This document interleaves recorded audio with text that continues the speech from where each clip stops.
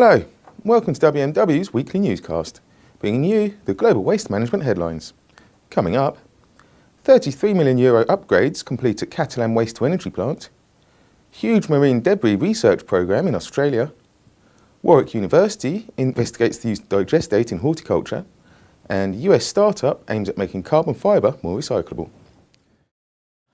Spanish waste management firm TERSA has completed a €33 million upgrade at its San Andrés de Besós waste-to-energy facility in Catalonia. Due to the introduction of MBT processes to treat even residual waste from the Barcelona area, the plant is now being used to process residue, which has a much higher calorific value than mixed waste. Here's a look at the upgrades that made it possible. To continue processing the same amount of material, it has been necessary to adapt the plant thoroughly, with works that have been carried out over 6 years under the technical assistance of the engineering consultancy TERSA. The works were performed while servicing, during annual maintenance outages, and working with only 2 of the 3 lines of combustion.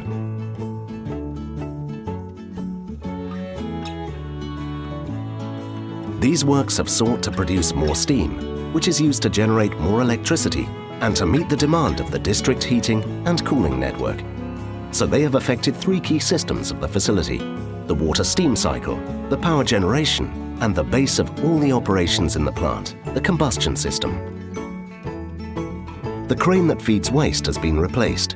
With the new automated one, the crane operator can use 2 grabbers at the same time and thus better manage the pit, stack waste throughout space, and mix it to make it more homogeneous, key for the combustion process.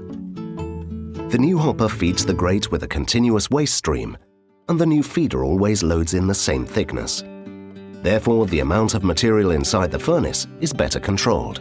The new grate is a continuous inclined surface and has a water cooling system. This improves incineration control, allows to treat waste with a higher heating value, and provides a bigger combustion surface. Australia's National Science Agency, the Commonwealth Scientific and Industrial Research Organisation, is running a research programme into marine debris that will inform waste management policies and practices to protect ecosystems and wildlife. I'm Denise Hardesty, and I'm a research scientist for CSIRO, and I'm running a national marine debris project, and that project is a fantastic partnership between Shell, Earthwatch, and CSIRO. So one of the key things that we'll be doing out of this project and out of this research is basically developing sort of a ribbon plot or a map all the way around the country. You know, we're surveying every 100 kilometers. School groups are contributing and filling in gaps for us where we don't have information. And we'll basically have a map all the way around the country of what does our marine debris or coastal debris look like. And by having that information, we can really use that to make the appropriate decisions at the council levels, at the state levels, and at the federal levels, so that we're having science informing our policy and decision makings around Australia. This is the first and only project of this scale that's ever been done anywhere in the world, where we're actually using a really consistent scientific methodology, this approach going all the way around Australia. In the UK, Warwick University's Crop Centre is conducting a RAP-funded study looking into the use of digestate from AD as a source of plant nutrients in protected strawberry production. Rob Lillywhite and Dr. Catherine Keeling explain more. Warwick Crop Centre recently hosted a RAP-funded trial to investigate the use of digestates in protected strawberry production. We looked at 6 different digestates sourced from around the country and produced from various different feedstocks such as food waste, slurry and maize. The first thing we did was to analyse the digestates to look at the availability of the different nutrients. It was immediately apparent that there was far too much nitrogen in all of the digestates, so that we had to dilute them.